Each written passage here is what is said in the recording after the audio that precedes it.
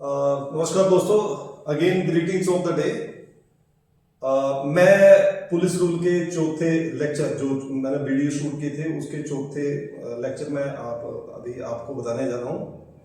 पिछले लेक्चर में हमने चैप्टर नंबर 16 का आधा पोर्शन किया था और कुछ क्वेश्चन बच गए थे क्योंकि ज़्यादा लंबा वीडियो बन जाता है।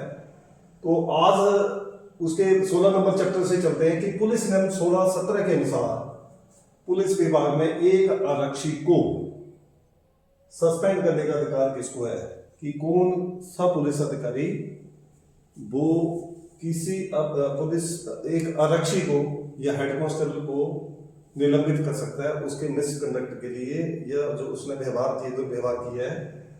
तो अगर पुलिस रूल की बात की जाए तो उप निरीक्षक, सहायक उप निरीक्षक एक आरक्षी को निलंबित करने का अधिकार किसको है, तो सहायक उप निरीक्षक व उप निरीक्षक को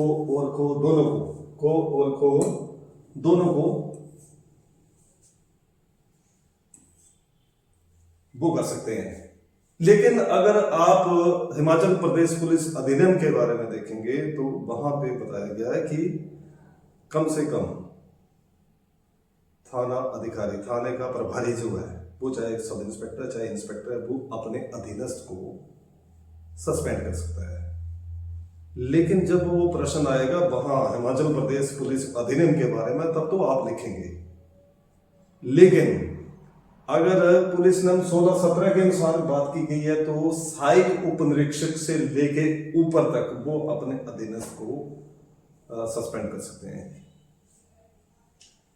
पुलिस रूल के किस पुलिस नियम के अनुसार किसी पुलिस अधिकारी को निलंबन के बाद रीइंस्टेट किया जाता है? तो रीइंस्टेट करने के लिए जब डिसमिस कर दिया उसको सेवा में बहाल करना है तो पुलिस नियम 16-35 के अनुसार उसको रीइंस्टेट किया जाता है। तो मैं आपसे पूछूंगा कि किसी को किस नियम के तहत जो वो सस्पेंड किया जाता है, तो पुलिस नियम 16-17 और रीइंस्टेट 16-35 में की गया है। निलंबन के तहत अधिकारियों का दर्जा तथा उनके साथ बर्ताव के बारे में किस पुलिस नियम में बताया गया है? जो सस्पेंडेड होता है पुलिस अधिकारी, जिसको सस्पेंड कर दिया गया, उसका स्टेटस, उसके साथ बिहेव कैसे किया जाएगा, वो पुलिस नियम 16-21 में बताया गया है। 16-21 में ये इंपॉर्टेंट है examination of point of view से, जो मैं आपको बता रहा हूं ये क्वेश्चन जो वो इंपॉर्टेंट है। पुलिस नियम 16-21 निलंबन के संदर्भ में कौन सा कथन सही है? जब निलंबन होता है उसके बारे में कौन सा 16-21 में बताया गया है कि क्या क्या निलंबन होने के कारण एक पुलिस अधिकारी होने से वंचित नहीं होता। अगर किसी पुलिस अधिकारी को सस्पेंड कर दिया गया तो वो पुलिस बल का सदस्य होता है, कि वो ऐसा नहीं है कि वो पुलिस अधिकारी नहीं समझा जाएगा, वो पुलिस अधिकारी रहेगा। लेकिन निलंबन के दौरान एक पुलिस अधिकारी को लाइन में स्थानांतरित किया जाएगा तथा वह गार्ड ड्यूटी को छोड़कर अन्य सारे कर्तव्यों का निष्पादन करेगा। जैसे ही वो अगर वो लाइन में पोस्टर नहीं है, ऑलरेडी लाइन में पोस्टर है, तो देयर इज नो नीड। अगर वो लाइन में पोस्टर नहीं है तो उसको लाइन में शिफ्ट कर दिया जाएगा। वो गार्ड ड्यूटी को, असले वाली ड्यूटी को, असले मतलब वेपन के साथ उसको ड्यूटी नहीं लगाई जाएगी, बाकी सारे काम करेगा। वो परेड में भी हाजिर होएगा और बाकी ड्यूटी भी देगा। ये भी बात सही है, दो बातें सही है।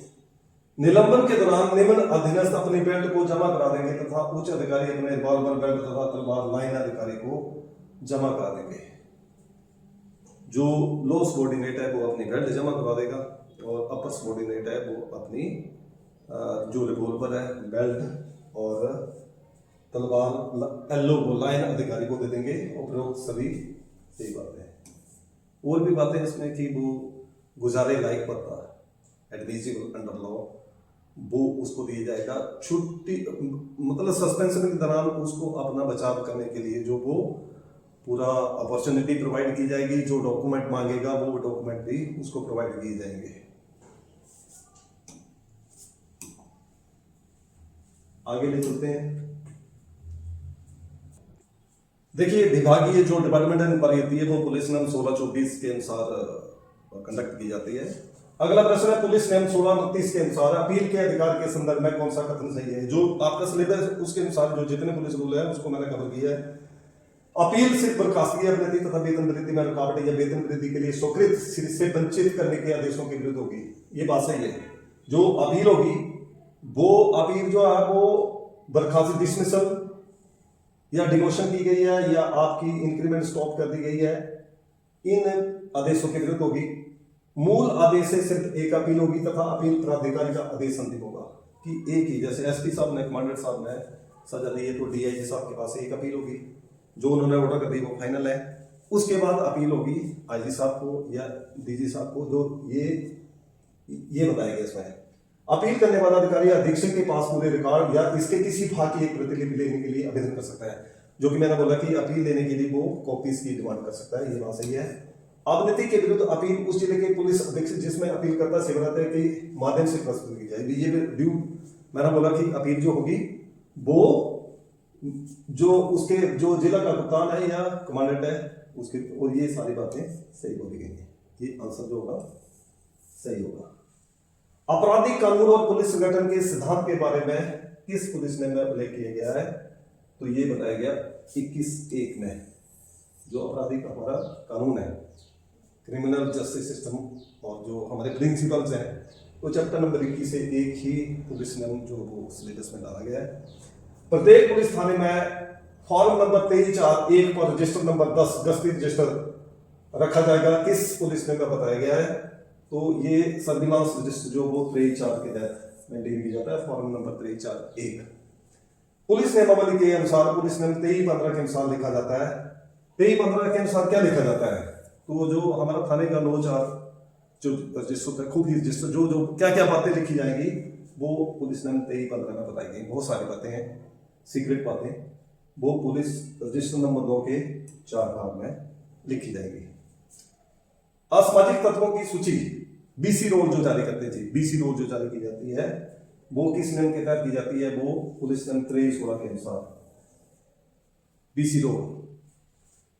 फिर आगे बताएंगे पुलिस नियमावली के अनुसार जो बीसी बैड कैरेक्टर जेल में होते हैं उनको कौन से बंडल में रखे जाते हैं?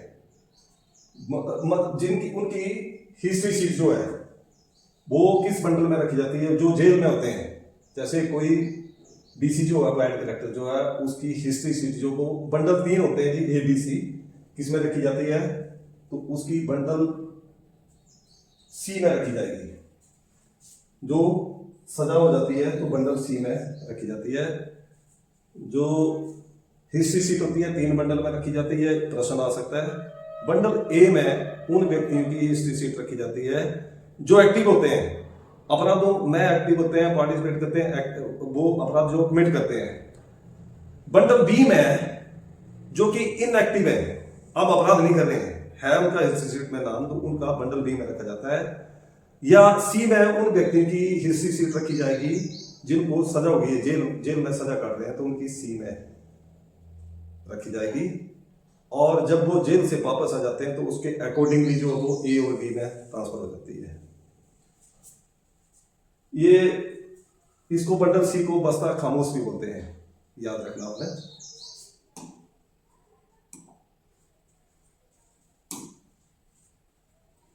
पुलिस नियमावली के अनुसार रजिस्टर नंबर 12 में वर्णित सूचना पत्र कितनी बार जारी होता है?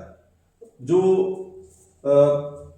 23 धारा में चैप्टर नंबर 12 के बारे में जो एक इंफॉर्मेशन शीट जारी होती है तो वो 3 बार जारी होती है जी, 3 बार जारी होती है।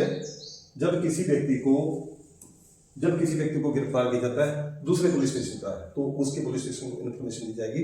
जब उसके खिलाफ जो वो चार्जशीट पेश की जाती है तब, और आउटकम ऑफ द केस जब कोर्ट से उसको सजा ये बरी होता है उसके बारे में ये बताया जाता है। कंसर्न पुलिस स्टेशन में इसकी एंट्री होती है। बीसी रोल असामाजिक तत्वों की सूची किस फॉर्म पर भरकर भेजी जाती है? जो बीसी रोल मैंने पिछले 23-16 2 फॉर्म होता है और इसमें इसको भेजा जाता है। जब थाने में प्राप्त हो जाती है तो 23-16-3 के अनुसार जो वो वहां एंट्री की जाती है। थाना में बैड कैरेक्टर रोल प्राप्त होने पर इसकी प्रविष्टि किस रजिस्टर में होती है? थाना में जब बीसी रोल प्राप्त होती है, बैड कैरेक्टर रोल, तो रजिस्टर नंबर 10B में इसकी एंट्री की जाएगी। पुलिस नियमावली के अनुसार थाने का रजिस्टर नंबर 11 गया है, तो 11 नंबर जो वो history seat and personal file के बारे में बताया गया है, हिस्ट्री सीट व पर्सनल फाइल के बारे में बताया गया है।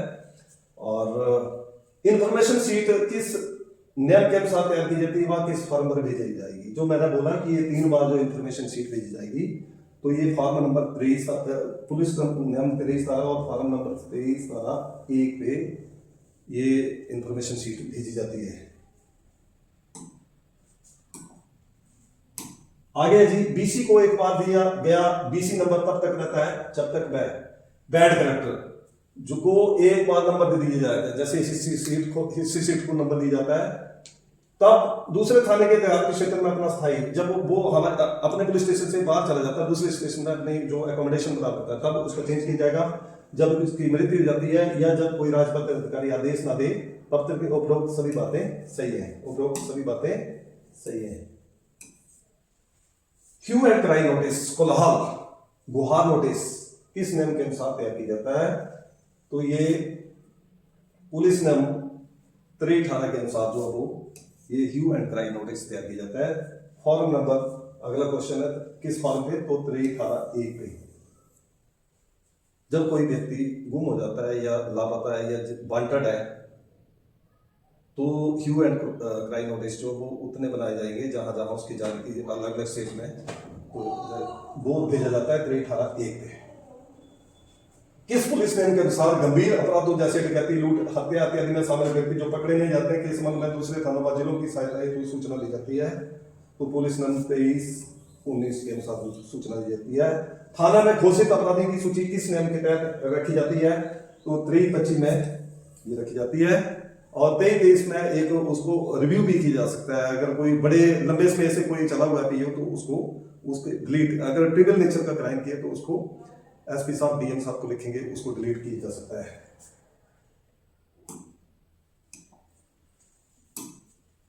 अगला ये chapter 25 number very very important, आप एग्जामिनेशन के पॉइंट ऑफ व्यू से इसको जरूर पढ़ें। पुलिस रूल के अनुसार अन्वेषण अधिकारी के अधिकारों को किस नियम में वर्णित किया गया है? तो अन्वेषण अधिकारी के अधिकारों के बारे में पुलिस नियम 25(2) में बताया गया है। और 25(1) में जो थाने का मुख्य अन्वेषण करता वो हमारा एसएचओ रहता है, और जितने सबॉर्डिनेट होते हैं वो 25(2) के अनुसार जो वो अन्वेषण करते हैं। पुलिस रूल के अनुसार हुक्मनामा समन किस फॉर्म पर जारी किया जाता है? तो जैसे कि बीएनएसएस की सेक्शन 179 में जो हम नोटिस फॉर प्रोडक्शन के लिए वो 25(2)(1) में जी ये फॉर्म नंबर 25(2)(1) होता है, हुक्मनामा जारी किया जाता है। पुलिस रूल के अनुसार घटनास्थल पर शीघ्र एक अधिकारी को भेजा जाएगा किस नियम में? जैसे कोई इंसिडेंट हो जाता है, कोई घटनास्थल है, तो इमीडिएटली पुलिस अधिकारी को भेजा जाएगा, वो पुलिस नियम 25(10) के अनुसार। इसी तरह पुलिस नियम 25(10) के अनुसार मौका या वारदात पर जाने वाले अधिकारी के कर्तव्य के बारे में कौन सी टिप्पणी सही है? अपराध की सूचना मिलने पर पुलिस अधिकारी विलंब मौका पर वारदात पर जाएगा, ये बात सही है। यदि पुलिस अधिकारी अन्वेषण करने में सक्षम नहीं है, जैसे कौशल चला गया, तो वह घटनास्थल को गड़बड़ी होने से सुरक्षित रखेगा, वो उस एक्शन को प्रोटेक्ट करेगा, अपराधी है उसको पकड़ेगा। असक्षम अधिकारी गवाहों की उपस्थिति सुनिश्चित करेगा, दोषी की गिरफ्तारी करने के लिए हर संभव कदम उठाएगा, ये बात भी सही है। तो आपका आंसर जो उपरोक्त सभी सही है। पुलिस रूल के अनुसार लिखित में आदेश अन्वेषण के प्रकरण में गिरफ्तारी, जितने भी आदेश दिए जाते हैं किसी सबॉर्डिनेट को गिरफ्तारी करने के लिए अधिकृत कर रहे हैं या समन कर रहे हैं, तो जितने डॉक्यूमेंट है वो केस डायरी के अनुसार पुलिस नियम 25(12) के अनुसार उसको अटैच कर दीजिएगा। अगला क्वेश्चन है पुलिस रूल के अनुसार मौके की योजना किस नियम के अनुसार तैयार की जाती है? तो मौके की योजना जो पुलिस नियम 25(13) के अनुसार तैयार की जाती है, वो साइट मैप जो होते हैं, हम मैप जो बनाते हैं, तो 25(13) के अनुसार इसको बनाया जाता है। पुलिस रूल के किस नियम के अनुसार गंभीर रूप से घायल की गवाही के लिए मजिस्ट्रेट को बुलाया जाता है? अगर कोई गंभीर रूप से घायल है और मजिस्ट्रेट को वहां हॉस्पिटल में बुलाया जाएगा, तो पुलिस नियम 25(20) के अनुसार। पुलिस रूल के अनुसार अन्वेषण में तकनीकी सहायता, जो हम फोरेंसिक या तकनीकी जो टेक्निकल सपोर्ट लेते हैं, तो पुलिस नियम ये बताया गया 25(14) में। 25(13) में मैंने बोला साइट मैप, और 25(14) में आप दे सकते हैं इम्तिहान। पुलिस रूल के अनुसार अन्वेषण के प्रकरण में चिकित्सा, कानूनी, वैधानिक राय, जो मेडिकल ओपिनियन जो लिया जाता है, वो किस नियम के तहत लिया जाता है? तो पुलिस नियम 25(19) के अनुसार लिया जाता है। पुलिस रूल के अनुसार महिलाओं की जो मेडिकल, लेडीज का मेडिकल के बारे में बताया, वो पुलिस नियम 25(22) और मरते इसमें के बाद 25(21) में बताया गया पुलिस रूल के अनुसार मृत्यु के कारणों की जांच पड़ताल किस नियम के तहत की जाती है? जो कि हम जैसे 174 की कार्रवाई करते थे तो पुलिस नियम 2531 के अनुसार की जाती है। पुलिस रूल के अनुसार रासायनिक परीक्षण को मामला भेजने की प्रक्रिया का वर्णन किस नियम में बताया गया? तो ये नियम है 2535। पुलिस रूल के किस नियम के अनुसार रासायनिक परीक्षक को मामला भेजा जाता है? तो ये भेजा जाता है 2541 में बताया गया है। तो मुझे आशा है कि आपको ये प्रश्न, और लास्ट में ये प्रश्न है, पुलिस रूल के अनुसार पद चिन्हों और खो संबंधी साक्ष्यों के महत्व को किस नियम में वर्णित किया गया है? तो इसके बारे में 2526 में बताया गया है, जो फुटप्रिंट है उनके बारे में। पुलिस रूल के अनुसार मरते समय का बयान जो किस नियम के तहत लिखा जाता है? तो पुलिस नियम 2521। तो ये आपका जो सिलेबस था, जो एग्जिस्टिंग सिलेबस है, अगर इसमें कुछ अमेंडमेंट होती है, एडिशन होता है, तो मैं आपको उसके अनुसार अलग से जोड़ दूंगा। और मैं आशा करता हूं कि आपको ये जो वो सिलेबस जो पुलिस रूल का, ये समझ में आ गया होगा। वेरी वेरी इंपॉर्टेंट क्वेश्चन, आप रिव्यू करें, बार बार पढ़ें, then you will learn all the things. और अगर ये वीडियो पसंद आया होगा तो आप जरूर शेयर करें। मैंने 4 लेक्चर में आपका पूरा पुलिस रूल जो है वो सिलेबस के अनुसार वो मैंने ये तैयार किया, और मुझे आशा है कि आपको ये सब लर्न हो जाएगा।